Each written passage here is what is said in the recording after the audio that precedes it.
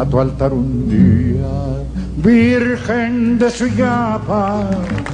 Llevaré las rosas más bellas de Honduras y estarás entonces risueña y más guapa y verás mi ofrenda con hondas ternuras. Hola hermanos, el día de hoy 25 de enero del 2024 se termina el octavario de oración por la unidad de los cristianos, porque termina siempre con la fiesta de la conversión de San Pablo. Es el único al que tenemos una fiesta para celebrar su conversión. Hay otros santos que evidentemente su conversión ha sido importantísima en la historia de la iglesia. Basta pensar en San Agustín, ¿no? Pero él marca, piensen, la conversión de Pablo, las consecuencias que tiene para la iglesia. Si no se hubiera convertido, claro, alguno de ustedes va a decir, padre, si mi abuelita no estuviera muerta, estaría viva. Claro que sí, no podemos especular a partir de cosas que efectivamente ya pasaron, pero vamos, hagamos el ejercicio. Que nos hubiésemos perdido todas las cartas, el apóstol de los gentiles, de repente, hasta la iglesia no sería la iglesia como la conocemos, porque Pablo efectivamente le dio forma a la iglesia, por eso siempre se celebra junto a Pedro, pero eso será allá en junio. Ahora solo celebramos su conversión, porque la conversión de Pablo marca la pauta, insisto, de lo que va a ser la vida de Pablo. Ahora, ¿de dónde sale la fiesta? La fecha de 25 de enero. Es complicadísimo, complicadísimo, porque en el jeronimiano, aquel martirologio jeronimiano, aparece el 25 de febrero, pero la traslación de los restos de donde estaban en las catacumbas a la Basílica de San Pablo Fuorilemura, San Pablo Extramuros. Eso, el 25 de febrero, no el 25 de enero. Luego, fíjense que aparece en algunos manuscritos de la Edad Media, bueno, en el gótico y otros tantos, que son estos martirologios, ¿no? Que son como, digamos, como los calendarios litúrgicos o como los libros de santos, no sé cómo llamarle, hasta los volandistas van a poner en duda esto, que son los grandes, esta comunidad de jesuitas del siglo XVII que se ocupó de hacer un estudio riguroso sobre la figura de los santos y las fechas. Bueno, entonces ya les digo, es una fecha un poco dudosa, pero fíjense un detalle, que lo que se celebra y aparece en algunos de estos martirologios el 25 de enero es la fiesta de San Ananías. Y Ananías es el responsable del bautismo, podemos llamarlo incluso hasta de la conversión de alguna manera de Pablo. Y por eso entonces se fue celebrando, fíjense, la fiesta de San Ananías, la fiesta del bautismo de Pablo. Conversión y bautismo de Pablo, así se le llama. Entonces, ¿de dónde vendrá esto? Porque a Ananías se dicen cosas simpáticas, ¿no? Incluso hay algunos que llegaron a sostener en los apócrifos que Ananías era del grupo de los 72 discípulos. ¿Se acuerdan que en Lucas no solo hay el llamado de los 12, sino el llamado de 72 discípulos? Pues ya les digo, o sea, no tenemos claridad. Ya hasta el siglo IX es que empieza a aparecer muy bien definido lo de la fiesta de la conversión de San Pablo. Y luego ya evidentemente con el paso del tiempo los papas le van a ir dando una forma hasta llegar a este punto. Pero nosotros, como les digo, también hoy celebramos el final del octavario de la oración por la unidad de los cristianos. Es bello esto, ¿no? Seguir orando por esto. Yo creo que solo el día de ayer creo que no celebré utilizando la misa votiva y el domingo, lógico, de la unidad de los cristianos, porque era día San Francisco de Sales, entonces por eso no la utilicé, pero realmente la he usado todos los días y creo que vale la pena seguir orando para que dejemos este escándalo en el que nos decimos cristianos, pero estamos divididos. Las lecturas del día de hoy, propias evidentemente. La primera está tomada del capítulo 22 del libro de los Hechos de los Apóstoles, versículos del 3 al 16. En aquellos días Pablo dijo al pueblo: yo soy judío, nací en Tarso en Cilicia, pero me crié aquí en Jerusalén. Fui alumno de Gamaliel y aprendí a observar en todo su rigor la ley de nuestros padres y estaba tan lleno de fervor religioso como están ustedes ahora. Perseguí a muerte a la religión cristiana, encadenando y metiendo en la cárcel a hombres y mujeres, como pueden atestiguarlo el sumo sacerdote y todo el consejo de los ancianos. Ellos me dieron cartas para los hermanos de Damasco y me dirigí hacia allá en busca de creyentes para traerlos presos a Jerusalén y castigarlos. Pero en el camino, cerca ya de Damasco, a eso del mediodía, de repente me envolvió una gran luz venida del cielo. Caí por tierra y oí una voz que me decía: Saulo, Saulo, ¿por qué me persigues? Yo le respondí, Señor, ¿quién eres tú? Él me contestó, yo soy Jesús de Nazaret, a quien tú persigues. Los que me acompañaban vieron la luz, pero no oyeron la voz del que me hablaba. Entonces yo le dije, ¿qué debo hacer, Señor? El Señor me respondió, levántate y vete a Damasco, allá te dirán lo que tienes que hacer. Como yo no podía ver, cegado por el resplandor de aquella luz, mis compañeros me llevaron de la mano hasta Damasco. Allí un hombre llamado Ananías, varón piadoso y observante de la ley, muy respetado por todos los judíos que vivían en Damasco, fue a verme. Se me acercó y me dijo, Saulo, hermano, recobra la vista. Inmediatamente recobré la vista y pude verlo. Él me dijo, el Dios de nuestros padres te ha elegido para que conocieras su voluntad, vieras al justo y escucharas sus palabras, porque deberás atestiguar ante todos los hombres lo que has visto y oído. Y ahora, ¿qué esperas? Levántate, recibe el bautismo, reconoce que Jesús es el Señor y queda limpio de tus pecados. Palabra de Dios. Te alabamos, Señor.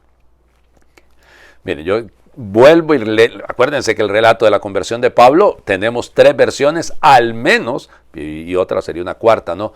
En la carta de los Gálatas, pero aquí 3 dentro del libro de los Hechos de los Apóstoles, al menos. Esta es la de Pablo. Esta es la que Pablo cuenta él directamente y es la más extensa, si lo quieren, con detalles y demás, bella, ¿no? Pero quedémonos un poquito con el santo del día de hoy también, con San Ananías, ¿no? ¿Qué figura? Piénsenlo. Allá se te dirá lo que tienes que hacer, le dijo Jesús en el camino de Damasco a Pablo. Allá se te dirá lo que tienes que hacer. O sea, es Ananías el responsable de decirle a Pablo lo que tiene que hacer. ¿Qué es lo primero que le dice? Levántate y hazte... No. Piensen, ¿qué fue lo primero que le dijo? Saulo, hermano. ¿Cómo le voy a decir hermano a este desgraciado responsable de la muerte de Esteban? ¿Ya? A este que, ¿a qué venía? A perseguirnos, a encadenarnos. Vamos, aquí hay evidentemente un relato, ¿cómo le podríamos llamar a esto? Una historización de una idea religiosa, porque realmente no es historia. ¿Cómo que va a ir a Damasco? Damasco es Siria, Damasco es otro territorio, Damasco está lejos del alcance directo del Sanedrín, o sea, no tiene ningún poder el Sanedrín sobre aquellos. Tal vez como Pablo también hablaba griego, era ciudadano romano, eso le facilitaba un montón de cosas, eso está claro. Pero aquí el tema es ir a Damasco, ¿a qué? ¿Por qué a Damasco? O sea, es decir, veremos más adelante una comunidad grande en Antioquía. Pero Damasco, y aquí es donde entra el detalle, siendo la capital de Siria, era bajo Siria que quedaba el control realmente de todo el territorio de la Palestina. Entonces sí, había un procurador romano en Jerusalén. De hecho, Pablo está dirigiéndose, estando ahí el procurador, está Festo ahí. Entonces, pero aquí el tema es más complejo. O sea, es decir, Pablo, probablemente siendo él de la diáspora, está queriendo que a los de la diáspora, que originalmente son el grupo más grande, o sea, los primeros que se convirtieron en masa al cristianismo fueron judíos de la diáspora. Y había muchos judíos venidos de Damasco que se habían convertido en Jerusalén al cristianismo. Entonces de ahí, por ejemplo, podemos deducir que viene el interés del Sanedrín de atajar allá, o sea, de una sola vez en la fuente, a decirles, miren, ustedes dejen de estar cayendo en esa locura, creyendo en un crucificado va a ser el Mesías, por favor. No sé si me explico. Más allá de capturarlos y llevarlos a Jerusalén, creo que por ahí iría un poco lo comprensible del asunto, ¿no? Ahora, Pablo, él dice, ¿no? Se presenta, yo soy judío de la tribu de Benjamín, evidente, nací en Tarso de Cilicia, alumno de Gamaliel, igual que ustedes, claro, porque lo quieren linchar, yo también era un judío lleno de fervor religioso. Claro, era un judío de cepa, era un fariseo de cepa. Sí, pero no. Pero fíjense, miren, imagínense ustedes, confesar eso, perseguía a muerte a la religión cristiana. A muerte, upa. Pablo es consciente de hasta dónde había llegado. Y por eso, fíjense, en el camino a Damasco, a eso de mediodía, aquí ya Pablo da detalles, ¿no? Al mediodía, un relámpago a mediodía que lo deja cegado. Es interesante, ¿no? Caí de bruces, pues caí por tierra, literalmente, ¿no? Claro, es que hay que morder el polvo, hay que humillarse para descubrir al Señor. Y la otra cosa, ¿no? Jesús que se identifica con la iglesia. Jesús que dice, soy Jesús a quien tú persigues. No te estoy persiguiendo, vos estás bien muerto. Esos dicen que resucitaste, pero estás muerto. No, porque donde está la cabeza está el cuerpo y donde está el cuerpo debe estar la cabeza. se persigue a Jesucristo. Yo les decía, ¿no?, como el término martyrs, mártir, ya el mártir es el testigo, no es el condenado. O sea, a nosotros somos llamados a ser testigos de que el condenado es Cristo, el rechazado es Cristo. Nosotros somos llamados a ser testigos a pesar del rechazo. Y Pablo, Señor, ¿qué debo hacer? A mí me encanta esto, ¿no? ¿Qué debo estudiar? ¿Qué debo aprender? ¿Dónde me meto a leer? No. Es, ¿qué debo hacer? ¿Qué debo hacer? Y vuelvo, la figura de Ananías es preciosa. Saulo, hermano, recobra la vista. ¿Y qué estás esperando, muchacho? Levántate. Ah, qué bonito. Levántate, recibe el bautismo, reconoce que Jesús es el Señor y queda limpio de tus pecados. Dios mío, qué belleza de figura, ¿no? Realmente es que se lo digo, ¿ya? Esta figura de Ananías le anuncia el querigma, lo lleva a los sacramentos y lo pone de misionero. Bella la figura de Ananías.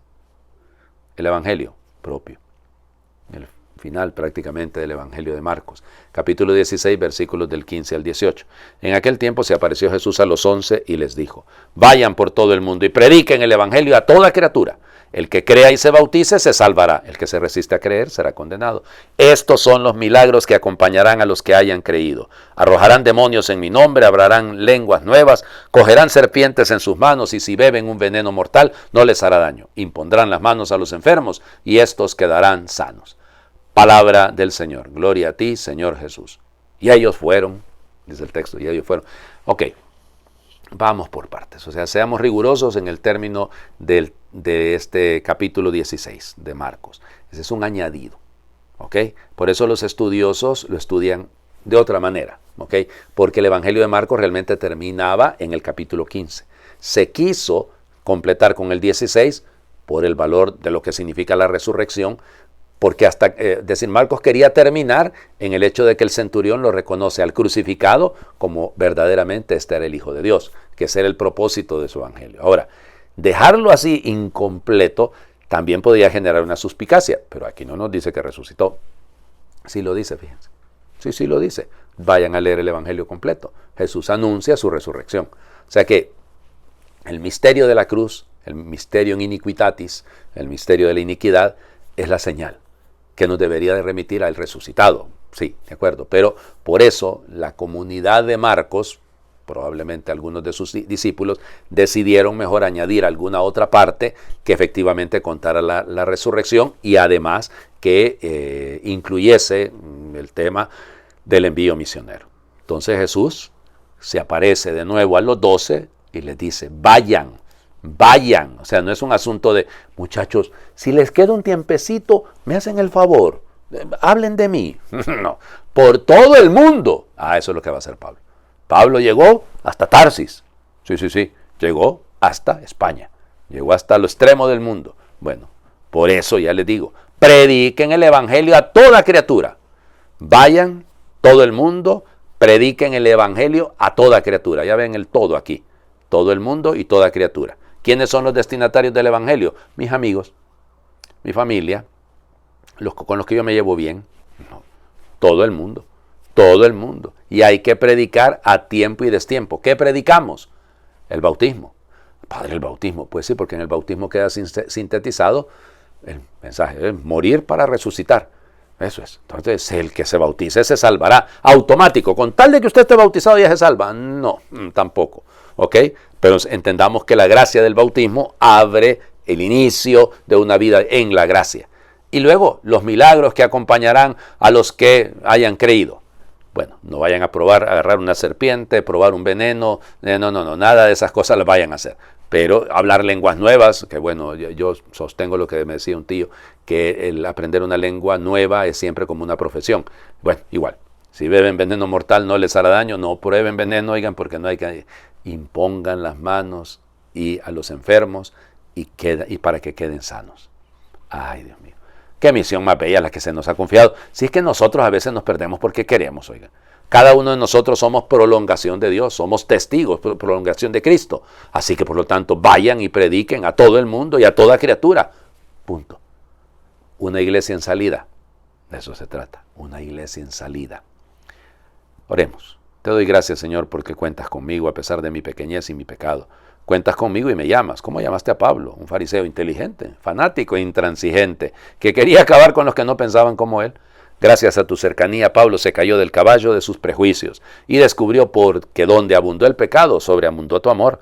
Que tu grandeza se muestre en nuestra debilidad, que nos podemos fiar de ti completamente, que tú lo habías elegido para anunciar el Evangelio. También a mí me has cambiado, Señor, gracias. Que sepa acercarme cada día a ti, para que puedas acabar la obra que has comenzado en mí, y yo sepa contagiar mejor la luz, la alegría y la esperanza que nacen de la fe. Amén. El Señor esté con ustedes y les bendiga a Dios por intercesión de San Pablo y la intercesión de Nuestra Señora de Suyapa, cuya novena comienza hoy. El que es Padre, Hijo y Espíritu Santo, y su bendición descienda, les acompañe siempre. Sí, fíjense, comenzamos hoy jueves, lindo día para comenzarlo, porque hoy ya les invito de una sola vez a que vayan al Santísimo, pero hoy aquí en mi país comenzamos la fiesta de nuestra Santa Patroncita, así que les pido también que nos dejemos acompañar por la mano de la Madre, aquí, Suyapa, pero en otros lados será Luján, Nuestra Señora de los Ángeles, Guadalupe, Fátima, Lourdes, como quieran, Medjugorje, donde sea. El amor de la Madre, la Virgen de Akita. O me regalaron hace poco una bella de Málaga, ¿no? Nuestra Señora de las Victorias. Bueno, ya ven, o sea, donde quiera que sea, de la mano de ella. Todo es posible. Feliz jueves para todos.